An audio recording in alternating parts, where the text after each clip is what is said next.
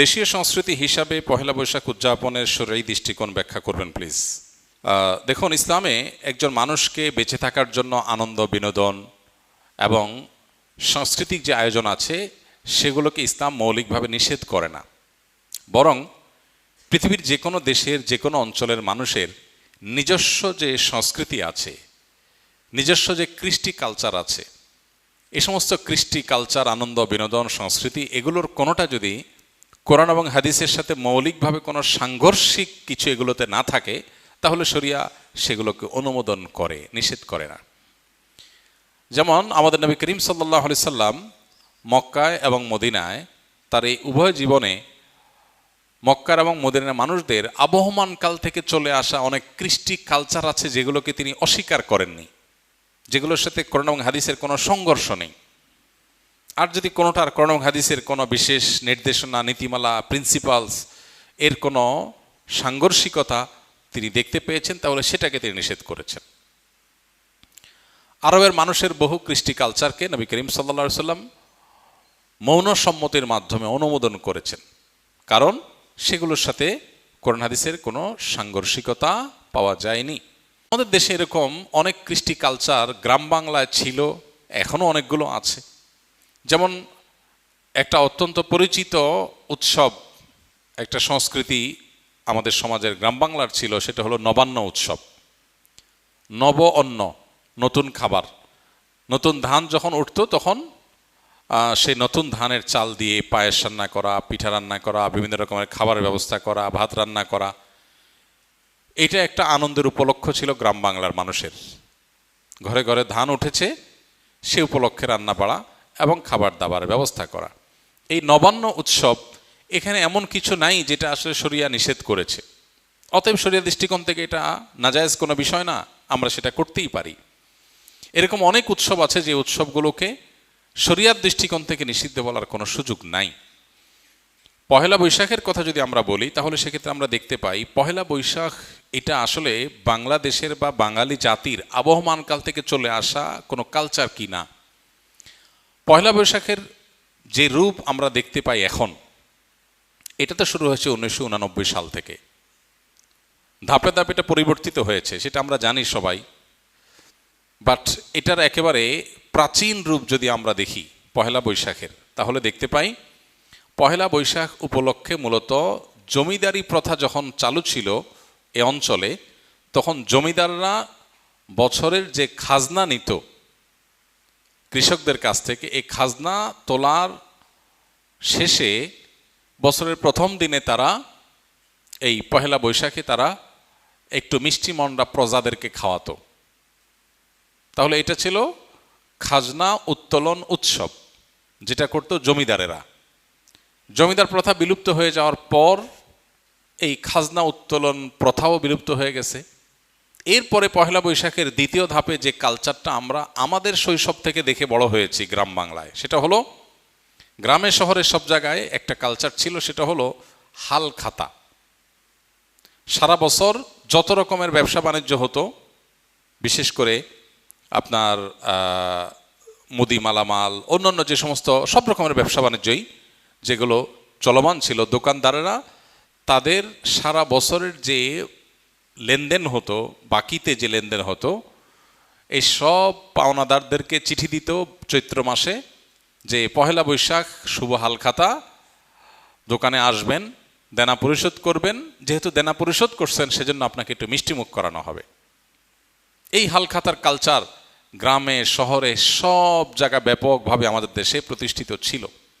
সারা বছরের দেনা পহেলা বৈশাখে এসে পরিষ্কার করে, ক্লিন করে, নতুন করে আবার খাতা খোলা হতো। এই জন্য এটার নাম ছিল হাল খাতা। এই হাল খাতা হলো পহেলা বৈশাখের দ্বিতীয় ধাপের সংস্কৃতি বাংলাদেশের মানুষের বা বাঙালির। এরপরে 1989 সালে মূলত ঢাকা ইউনিভার্সিটির চারুকলা ইনস্টিটিউট থেকে কিছু শিক্ষক শিক্ষার্থীদের উদ্যোগে সর্বপ্রথম পয়লা বৈশাখ উপলক্ষে যে শোভাযাত্রা বের করা হয়, সেই শোভাযাত্রার নাম ছিল কি?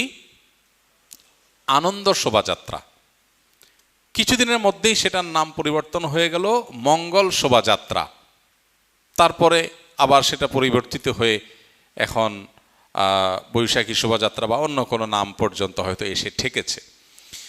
এই যে মঙ্গল শোভাযাত্রা, যেটি পহেলা বৈশাখ উপলক্ষে দীর্ঘ বেশ অনেক বছর যাবৎ খুব ঘটা করে প্রতিপালিত হয়েছে আমাদের সমাজে, এটা প্রথম কথা হলো বাংলাদেশের মানুষের বা বাঙালি জাতির আবহমানকাল থেকে চলে আসা কোনো কালচার না। কৃষ্টি বা কালচার কোনো কলেজ বিশ্ববিদ্যালয় থেকে পরিকল্পিতভাবে নোট লেখে একদম সাজিয়ে গুছিয়ে কোনো কৃষ্টি বা কালচার এভাবে শুরু হয় না। আমাদের বাংলাদেশের মানুষের যে আবহমানকাল থেকে যে চলে আসা কালচারগুলো একেবারে মানুষের ভেতর থেকে উঠে এসেছে, এই পহেলা বৈশাখ উপলক্ষে মঙ্গল শোভাযাত্রার নামে যা হচ্ছে অন্তত এটা কখনো সে আবহমানকাল থেকে চলে আসা বাংলাদেশের মানুষের মধ্য থেকে গড়ে ওঠা বেড়ে ওঠা কোনো কৃষ্টি বা কালচার না। এটা হলো প্রথম কথা। দ্বিতীয় কথা হলো যে এই পহেলা বৈশাখের মঙ্গল শোভাযাত্রাকে ঘিরে যত আয়োজন হয়ে থাকে, বিশেষ করে মঙ্গল শোভাযাত্রা যে বিভিন্ন প্রাণীর মুখোশ এবং বিভিন্ন রকমের প্রাণীর ভাস্কর্য এটা নিয়ে যে র্যালি বের করা হয়ে থাকে, খুব সচেতনভাবে আপনি লক্ষ্য করলে দেখতে পাবেন এখানে পেঁচা, ইঁদুর, হাঁস, ময়ূর এমন কিছু প্রাণীর মুখোশ সেখানে খুবই পরিকল্পিতভাবে ব্যবহার করা হয়, প্রদর্শন করা হয়, যেগুলো একটা বিশেষ ধর্মের মানুষের ধর্মীয় বিশ্বাসের সাথে সংশ্লিষ্ট, যেগুলোর অনেকগুলোই হিন্দুদের বিভিন্ন দেবতার বাহন হিসেবে হিন্দু ধর্মে এটি প্রতিষ্ঠিত। এবং এই যে শোভাযাত্রা হয়ে থাকে, এই শোভাযাত্রার আয়োজক চারুকলা ইনস্টিটিউট সংশ্লিষ্ট শিক্ষকবৃন্দ, ব্যক্তিবর্গ বিভিন্ন সময়ে যে সমস্ত বক্তব্য পত্রপত্রিকা দিয়েছেন, আপনি এখনও গুগল করলে, অনলাইনে সার্চ করলে আপনি দেখতে পাবেন যে তারা স্পষ্ট করে বলেছেন মঙ্গল শোভাযাত্রাটা হলো মঙ্গলের উদ্দেশ্যে যাত্রা। মানে এই যাত্রা কেন হচ্ছে? যাতে করে মঙ্গল আসে। তো একজন ঈমানদার তিনি মঙ্গল আসার জন্য দোয়া করবেন আল্লাহর কাছে, আর চেষ্টা করবেন, পরিশ্রম করবেন। প্রতিদিন প্রতি ওয়াক্ত নামাজে আল্লাহ আমাদেরকে মুয়াজ্জিনের মাধ্যমে ডাক দিচ্ছেন, হাইয়া আলাস সালাহ হাইয়া আলাল ফালাহ, মঙ্গলের পথে আসো। প্রতিদিন 5 বার ডাকা হচ্ছে সালাতে আসার, আল্লাহর কাছ থেকে দোয়া করে প্রার্থনা করে মঙ্গল চাওয়ার নির্দেশ আমাদেরকে দেয়া হচ্ছে। সেখানে এই বিশেষ প্রাণীর মুখোশ এটা ধারণ করার, র্যালিতে নিয়ে বের করার মধ্য দিয়ে মঙ্গল আসতে পারে বা মঙ্গল এভাবে আহ্বান করে মঙ্গল আনা যেতে পারে, এরকম বিশ্বাস করা ঈমানের সাথে অসঙ্গতিপূর্ণ।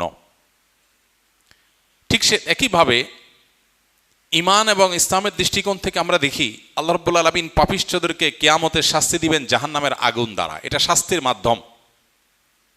অগ্নি স্নানে সূচি হোক ধরা, এই বিষয়গুলোকে সামনে রাখলে স্পষ্ট হয় যে এটা আসলে মুসলমানদের ওপর চাপিয়ে দেওয়া একটা সংস্কৃতি, যেটা মূলত অনেক ক্ষেত্রে হিন্দু ধর্মের মানুষদের সংস্কৃতি, সেটা মুসলমানদের উপরে চাপিয়ে দেওয়া হচ্ছে।